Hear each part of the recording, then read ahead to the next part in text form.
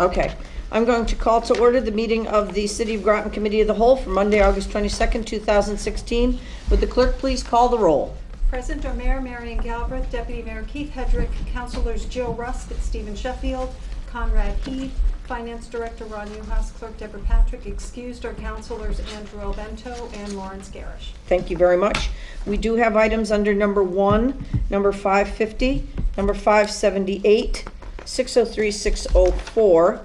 And if it's okay with the committee, I'm going to ask us to start with 604 so that we don't have to ask Barbara to stay longer than she has to. And this is the one on innovation places. So recently, Barbara, if you wouldn't mind coming up next to Ron. Recently, the City of Groton was asked by the City of New London to join them in consideration of an application for an innovation place. Now, the innovation places, Barbara will be able to tell you much more about it, but it's a grant that's provided by Connecticut Next, which is a kind of quasi-governmental group that was associated with the DECD, but it has been kind of broken off on its own. And the idea of the grant is to create centers of innovation and entrepreneurship. And the way that we kind of looked at this is the same way that we've been looking at things like the Thames River Heritage Park and things like that, as the mouth of our river really being a center of innovation. And on one side we have Spark, which is a group that's looking at innovation within the arts, and Cure on our side is more technical bioscience innovation or incubator space. So I'm going to turn this over to Barbara to talk to you a little bit about what they're looking for from us, which we would then, if you concur, vote on September 6th. Barbara. Innovate, as the mayor mentioned, Innovation Places is a program that was formed by the state of Connecticut under DECD, but the last legislature spun it off both to create a board of directors to run it and gave it its own funding.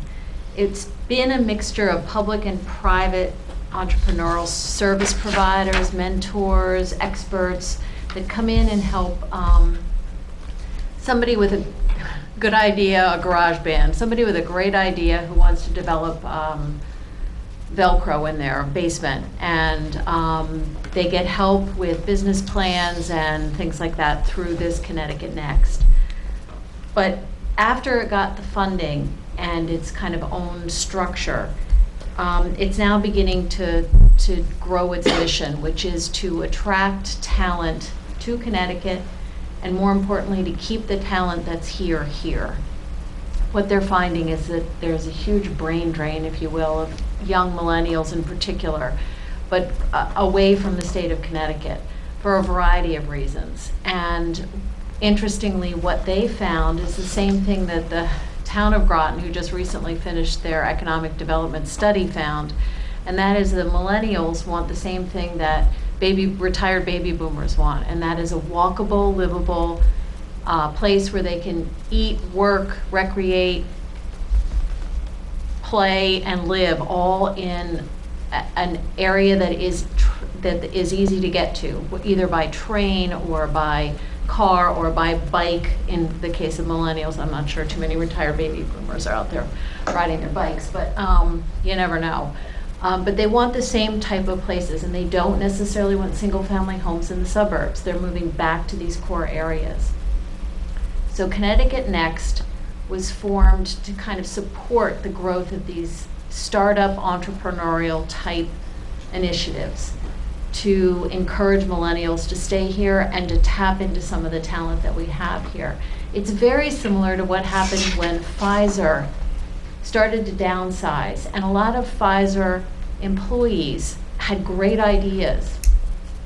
I don't know about necessarily the next drug innovation, but they had a lot of ideas, and a lot of them spun off and started to work together in small groups in order to stay here and not move to Cambridge or Michigan or wherever else they were sending them, but actually to stay here and begin to invent their products and research it more. So this kind of program grew upon that, and what they're offering now is a planning grant so people can develop their sense of place, what it is that makes this particular area walkable, livable, and would attract millennials and or entrepreneurs, and then take a look at naming that. Once the planning is in place, you would use the plan to apply for a final grant, which would name you as an innovation place. The naming of your area, whether it's Hartford or Bridgeport or a neighborhood in New Haven, or in this case it's the Thames River, it's City of Groton, Town of Groton, and the City of New London are forming the Mouth of the Thames Innovation Place. And once that is, if it is selected, and lucky enough to get selected as innovation places, there's up to about $500,000 available on a yearly basis through this Innovation Places grant that helps you build the infrastructure to develop the attractiveness of your place to these business startups. It could be physical buildings where, in these cases, Cure and Spark are kind of a supportive environment. You can go there and you can rent a lab for 4 hours. All the equipment is there. You don't have to buy your own. You can come in, rent the space for a while, use the machinery, use the equipment, use the computers, then you can go home. The next person comes in and does the same thing. Cure is very much the same way, only it's with biotech and lab equipment. Spark is more along the arts and the IT. But there are a lot of these elsewhere in the state. New Haven has a very active biotech community in particular, and I think that's one of the places they're hoping to grow. New Haven is definitely a focus because of that. So what they're asking for is, we're not the applicants for this grant. Spark and Cure will be the applicants, but they want to take a look at creating this sense of place, this innovation place formed around the mouth of the Thames. And to do that, they need the support of the City of Groton, the Town of Groton, and the City of New London to not only to apply, but to move forward with this project, because they're going to need those communities to help develop the plans and the infrastructure to make this thing happen. So the first step is to get the planning grant, and that application is due on September 12th. And the second application is due sometime in April, and that will be to be actually named the innovation place based on what the findings are from the planning grant. Spark and Cure have identified a potential consultant group to come in and help with the master plan for the communities. And this is, by community, I mean the Thames, mouth of the Thames places. They're not going to just go to New London or just go to the Town of Groton or just go to the City of Groton. They're going to integrate all those communities and create a shared vision for what an innovation place would be here at the mouth of the Thames. And they're called Regenerist, the Regenerist group, and they base their kind of master planning on something called a story of place. And basically it's a master planning process that takes a look at what it is about this place that makes it unique. Why are we here? Why are we here and not in Santa Fe? Why do we choose to live here rather than New Orleans? And they've done this many times over. I think they've been in business for about 20 years. And they've done this type of planning elsewhere. The closest one, I think they did a mini one up in Stonington within the last 2 or 3 years to develop this kind of shared vision for the community. So what they're asking the council for is, at this point, a letter of support towards the application, saying that we're partners in this application, if you will. And the second thing will be for an ask for some kind of financial support. They're not saying how much. The planning grant is for $50,000. The contract with Regenerist is likely to be around $100,000. We don't have any quote, but that's about what they charge most other communities for the broad-based plan that we're looking at them doing. So my request of you would be the consideration of about $5,000 to give to this. Certainly not the whole part. They're looking for public-private partnerships, yep. That's all, just the 5,000? That's what Look, the only reason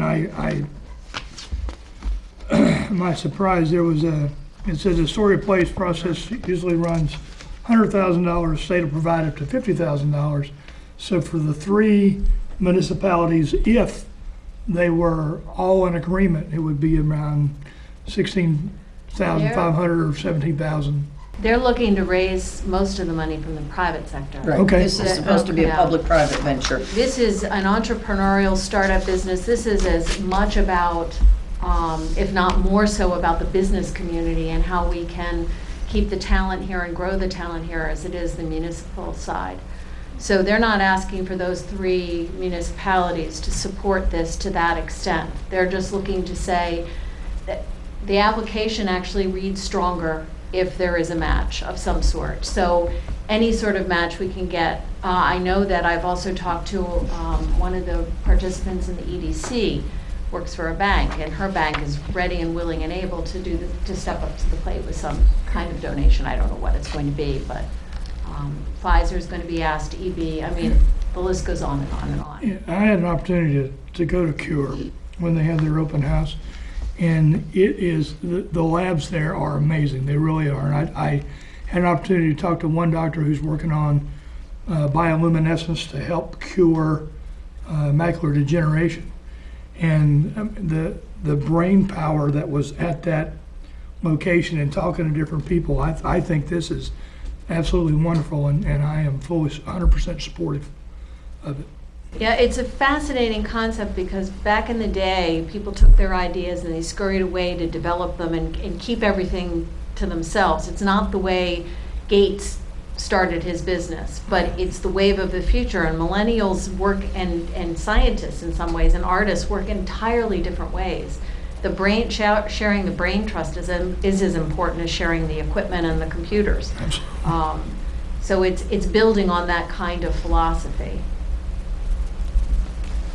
So if you consent to us putting this on the calendar for September 6th, then we will come back to you with a figure, but that's what we're anticipating from speaking to at least one other municipality. How much would we expect to get from the other municipalities? About the same? Well, as I said, I spoke to one other municipality who was looking at about this same amount of money. I have not spoken to the other. So, I mean, ideally, if you had 15,000 coming out of the municipal sector and then you had another 35 coming from various private entities, that would make up your match for the 50, to get your 100,000. And we don't yet know how much that match is going to have to be. We know that there's a cap on the planning grant, and that's the 50,000. But the more, when we put in the application on the 12th, the more committed, even just a letter from Iowa State Bank that says we like this idea, we're going to give you $500. That's something, because it shows the kind of the energy and the interest at the local level that people have in this particular project.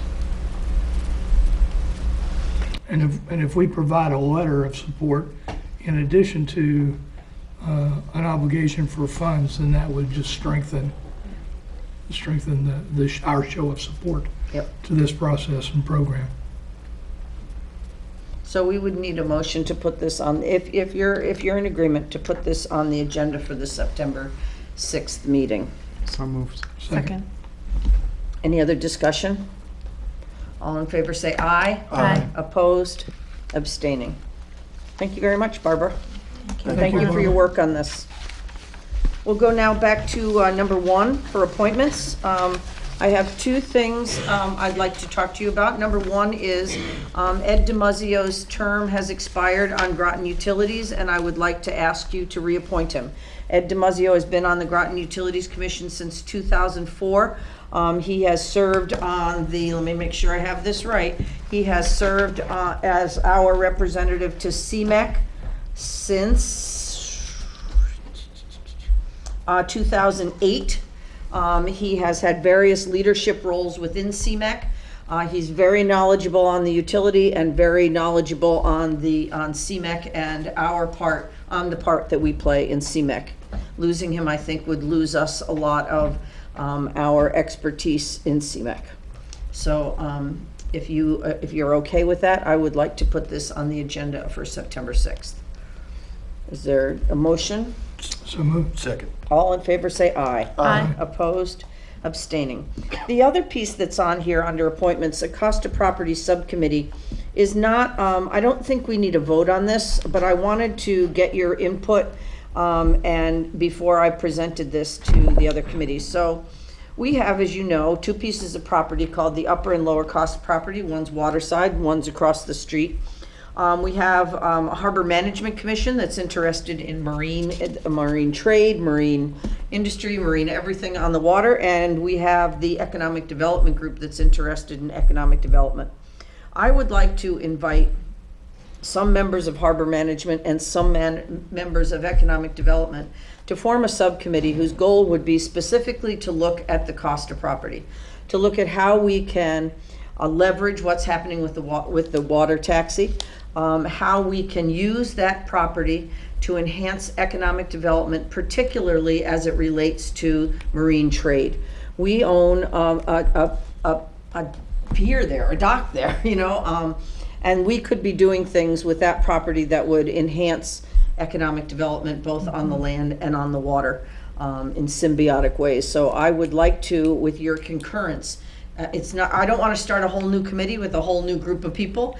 I want to take the expertise that we already have in those two committees and ask for volunteers from both to sit down and look at what could be done with those properties and come up with recommendations for us in the council.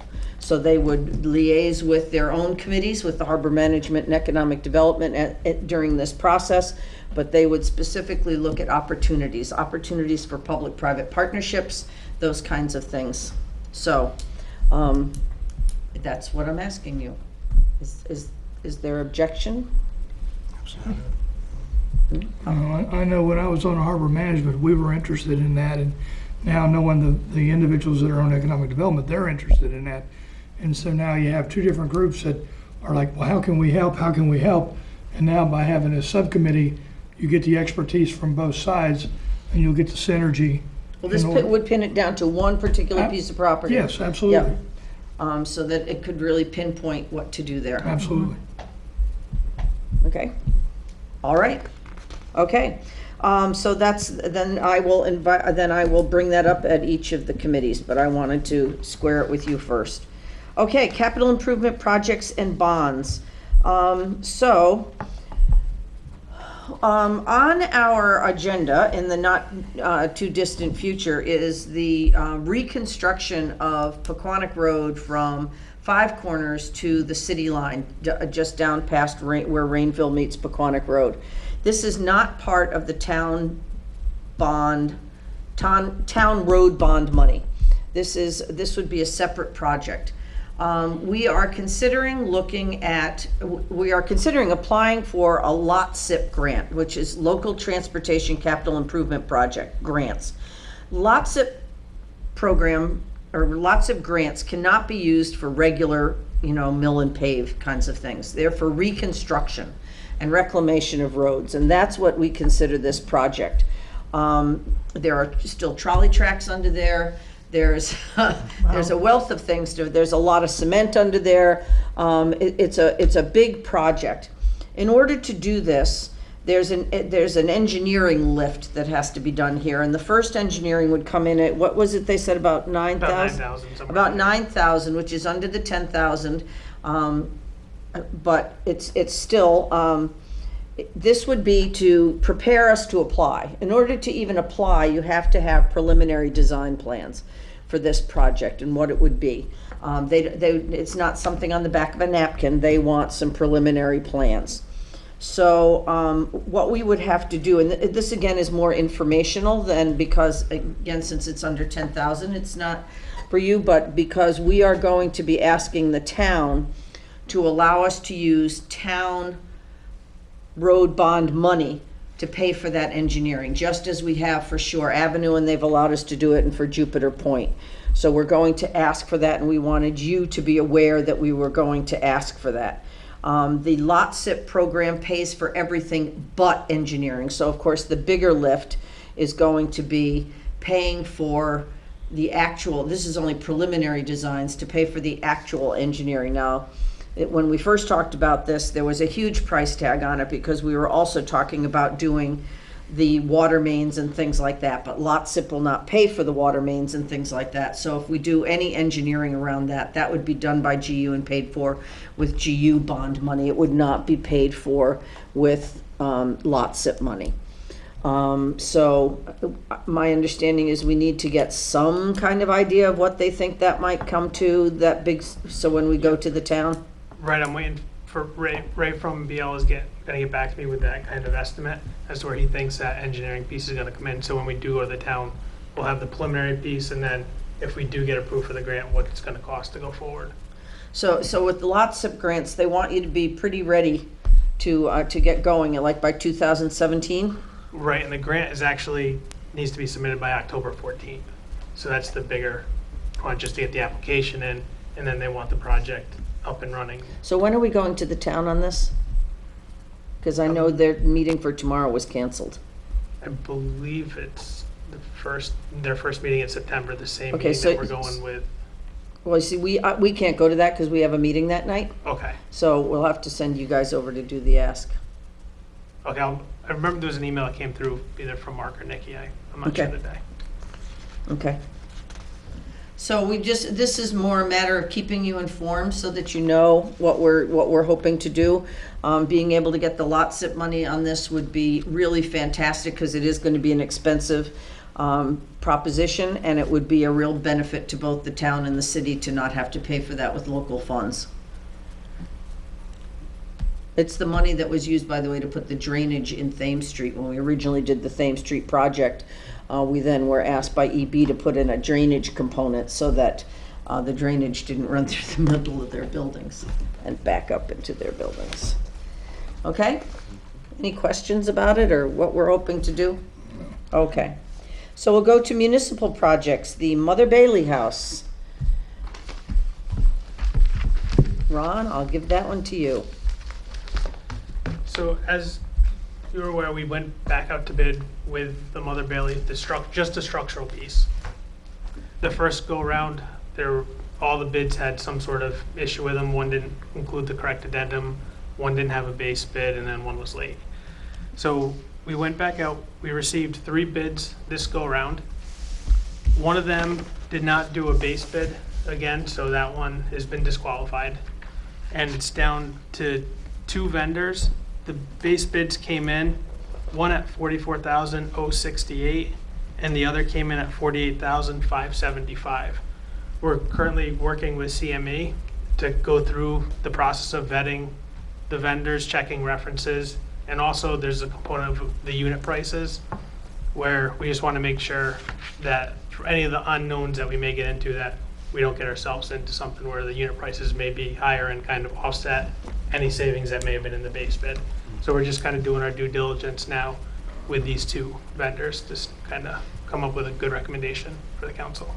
So we wanted to bring this to you tonight because there's every we expect to be able to bring a resolution to you at the next meeting, which again would be September 6th, on selecting one of these. But we wanted to give you an idea of the background. We did talk about this a couple weeks ago, but we wanted to keep you abreast of where they were coming in, that they were coming in very much like we expected, or what CME had predicted would come in.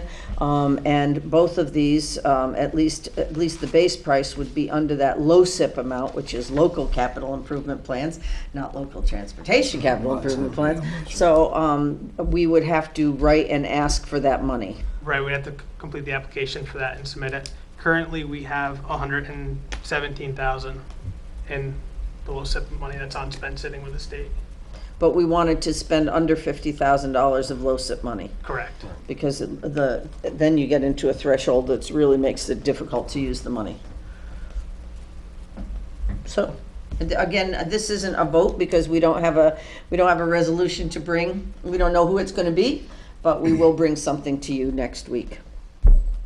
That's okay, yes. Additional information, which is aside from this, is that Mother Bailey House Task Force is meeting again tomorrow we are finalizing our recommendations that are going to come to the council for the Mother Bailey House that we were tasked almost 6 months ago. It'll be 6 months, our next meeting. So that's just additional information. Good, great, thank you very much. Ordinance review discussion. So Heidi has put together what she has received, and she's taking this from minutes of meetings. Yep. She put together a little chart of where we are with things. So we were kind of hoping that you could tell us where you are in your processes of looking at the ordinances and looking at what might have to be done.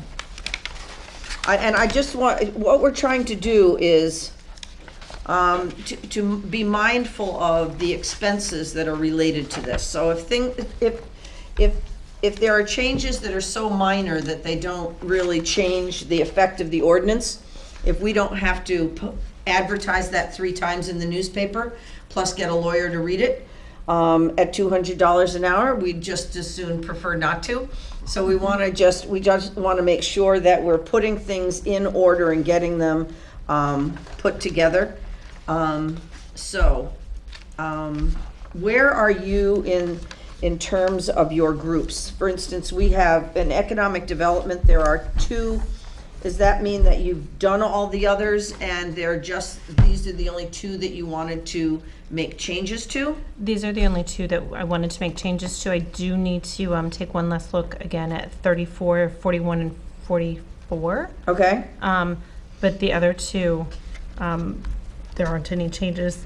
And the 2 that, number 63 and number 71, are very minor changes. It's just wording. We no longer have a city health director, so it would go to Ledgelight Health District. I don't know if that needs to be changed or if it's just understood. Deb, remind me, in our charter, don't we indicate that our health director will be the Ledgelight Health District? So maybe we wouldn't have to do this Wonderful. since the charter takes care of it. Okay. Okay. Thank you. Have you had any conversation with Chief Daverin on 116 or 117? I have not, but I can. Okay, you might want to, it's been a recent issue. Absolutely. Public safety, that would be Larry, correct? So he's not here. What? Yes. Okay. Public Works, Basically, we made our recommendations as far as all of these go, except for 7 and 9. We just need to come up with a verbiage to merge the 2 together. okay. And then we were waiting for planning and zoning to get back to us on number 55, and we referred number 149 to the attorney because we didn't understand the language that was a part of that. Okay, that's the one we recently redid. Correct? Isn't that the one that has the recycling and the bulky waste and everything? I think so. Okay. So what was the question on the line? Maybe you can fill me in sometime on what you want. I hate to just send a whole resolution, say, what do you think? Because that lends itself to hours and hours of review. So if there's a specific question, I'd like to make it as specific and pointed as can be. Sure, I'll double check the notes on 149. Okay. On 55, I believe the question that we had there was, is there a standard for like the opening of driveways and, as far as... There is. There's a 12-foot unless it's a commercial. Isn't it 12 feet? Yeah, highway has that. Yeah, highway has that. So that's not, would that be a P&Z referral or is that a highway referral? Highway. That's highway, so we want to check with highway on that? Okay. So you might want to ask Tim to come to one of your meetings? Just to fill you in on that? Community development? Nothing going on with mine yet. I have to get with my ordinances, look them over. And Okay, make my assessment, so these aren't blank because you're not recommending any No. change, it's because they haven't gone, okay. Finance? Finance is as is with the exception of 112. 112 is with Director Gaudet, and he and his team are Yep. looking at that, and they're not sure if they're gonna need to get a consultant to look at that for them or not. 'Cause Okay. He said it's very complicated. It is, it's several pages of legalese and text, and they're looking at it to determine what our next step is going to be. But that's the last ordinance that's That left. you The have- rest of them, okay. I talked to the department heads that were responsible for these, and most of these we want to keep as is. Then there are two, number 24 and 39, that we're recommending to delete. Okay, all right, very good. And Parks and Recreation, that would be Andy, so we'll wait and talk to him when he's back. So that helps us a lot to see where we are, because it wasn't always possible to tell what was reviewed and just didn't want to do anything, or where we were. Okay, great, thank you very much. I think that takes us to the end of tonight's agenda, unless I'm missing something on the next page. I am not, so we can take, oh my goodness, Andy's not here. Who wants to jump in and do the motion to adjourn? I move we adjourn. Second? All in favor, say aye. Aye. Opposed? Thank you very much. Thank you.